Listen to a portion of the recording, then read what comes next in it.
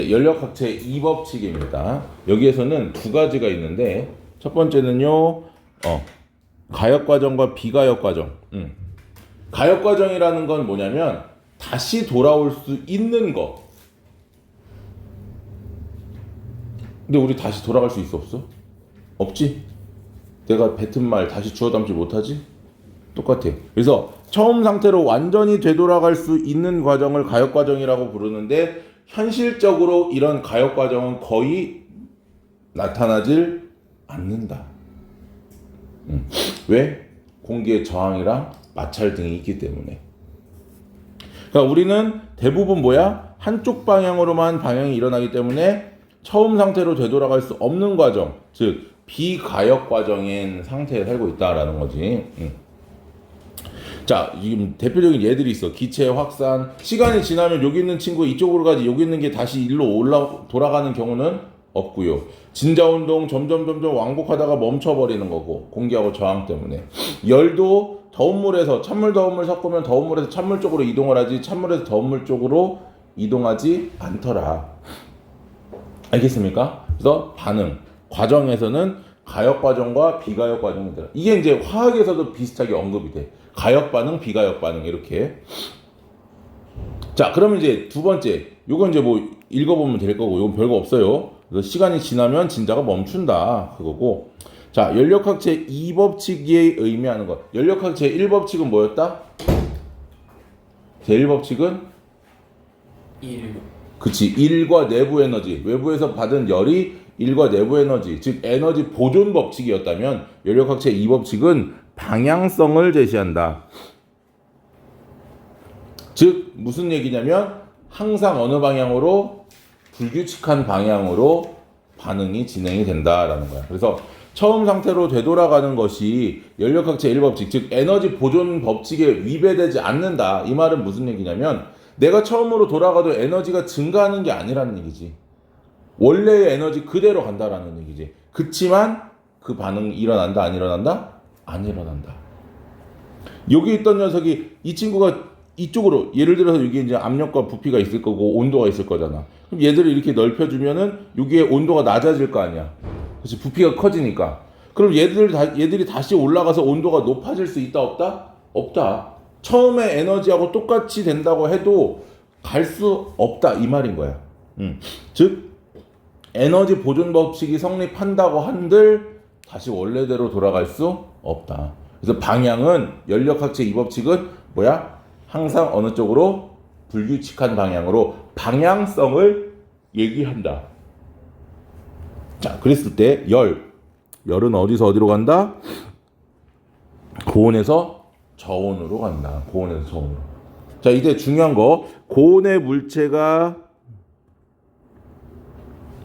잃은 열량은 저온의 물체가 얻은 열량과 어떻더라? 같더라. 이게 연력학 보존 법칙이지. 즉 외부의 도움 없이 저온에서 고온으로 물체로 열이 이동할 수는 없다. 이 방향성을 얘기를 할 때 등장하는 용어가 바로 요 엔트로피라는 용어입니다. 엔트로피라는 건 분자들이 무질서도를 얘기를 하는 거고, 항상 이 분자들의 무질서도는 어떻게? 무질서한, 즉 엔트로피가 증가하는 방향으로 반응이 진행이 된다. 이게 비가역 반응에서 뭐야? 방향성을 얘기하는 연력학체 2법칙이다. 이거 다 끝났어. 이게. 자, 그랬을 때, 자, 이거 좀 어려운 말이 있어. 거시적으로 같은 상태에 해당하는 다양한 미시적인 상태의 경우의 수를 의미한다. 거시적이라는 말은 굉장히 큰 걸 얘기하는 거, 미시적은 작은 걸 얘기하는 건데, 자, 이 말 자체가 너무 어려우니까 우리는 그냥 이렇게 생각하면 돼. 뭐야? 확률이 높은 방향으로 일어난다. 더 확률이 높은 방향으로. 자, 이때 연력학체 2법칙에 다양한 표현이 있는데 방향성이 있다라는 것도 맞는 말이고, 열이 고온에서 저온으로 이동한다도 맞는 말이고, 확률이 높은 방향으로 이동한다 맞는 말이고, 엔트로피 증가하는 방향이다 맞는 방향. 다 연력학체 2법칙을 표현하는 말입니다. 그리고 열 효율이 100%인 열기관은 만들 수가 없다. 자, 그러면 얘기를 좀 더 해보면 이제 열기관이라는 게 있어요. 열기관. 열기관이라는 건 열 에너지를 뭘로? 일로 바꾸는 장치를 열기관이라고. 앞에서도 우리가 얘기를 했었어. 이때 외부에서 고열원 Q1이라는 열을 주면 이 친구가 열기관이 외부로 W라는 일을 하고 남는 열원을 Q2라고 하는 저열원으로 내보낸다는 거지. 자, 그러면 우리가 여기서 열 효율이라는 친구를 물어봤을 때는 주어진 열 에너지 중에서 일을 얼만큼을 하느냐가 열 효율일 거란 말이야. 그래서 Q1분의 뭐더라? W더라. 근데 이 W는 뭐다? 에너지 보존 법칙에 의해서 W 더하기 Q2가 Q1이지? Q1은 W 더하기 Q2 요거란 말이지? 에너지 보존 법칙. 들어온 만큼 나가야 되니까 이 두 개를 합친 게 얘란 말이야. 따라서 W가 의미하는 건 뭐야? Q1 Q2. 그지? 맞아요? 그러면 W 대신 Q1 Q2를 집어넣어주면 이 공식은 1 Q1분의 Q2 이렇게 바뀔 수 있다는 얘기지. 다만 여기에다가 뭐를 곱하기 100을 써줄 수도 있어. 곱하기 100을 써주면 얘는 퍼센트로 표시를 하더라라는 거. 알겠습니까? 자, 그래서 1은 열로 바꿀 수는 있어. 1을 열로 바꿀 수 있어. 왜? 어쨌든 열은 계속 빠져나가니까. 그런데 열은 스스로 일을 할 수 없고 모두 일로 바꿀 수도 없다. 즉 100%인 열기관은 만들 수가 없다. 우리가 어떤 전자제품이든 뭐든 사용을 하다 보면 무조건 열은 발생을 한단 말이야. 그렇지?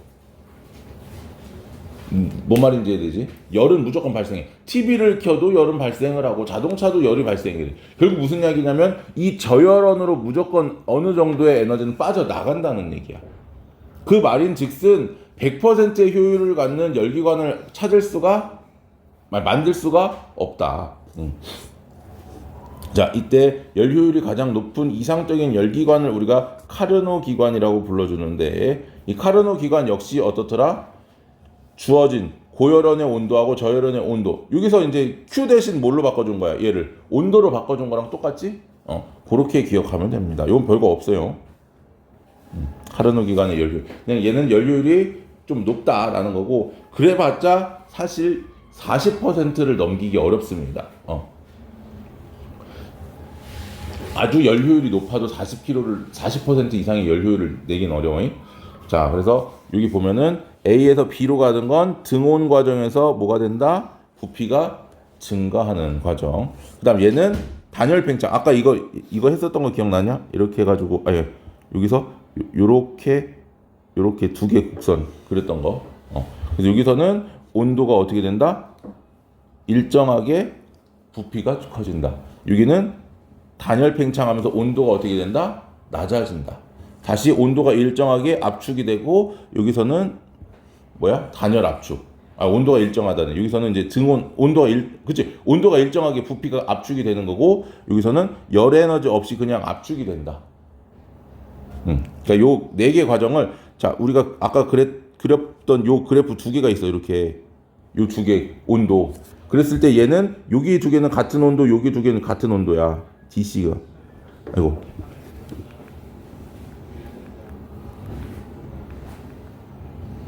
이렇게 왜 이래? 이렇게. 그러니까 A에서 B로 갈 때는 온도가 어떻더라? 일정하다. 온도가 일정하고 부피가 증가한다. 즉 외부로 뭐를 한다? 일을 한다.